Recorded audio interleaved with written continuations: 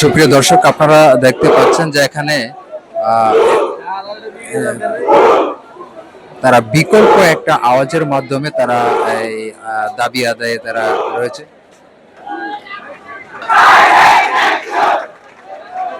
আপনারা দেখতে পাচ্ছেন যে তারা বিভিন্ন দাবি সম্বলিত স্লোগান দিচ্ছে শিক্ষার্থীরা উত্তরা আজিমপুর এলাকায়।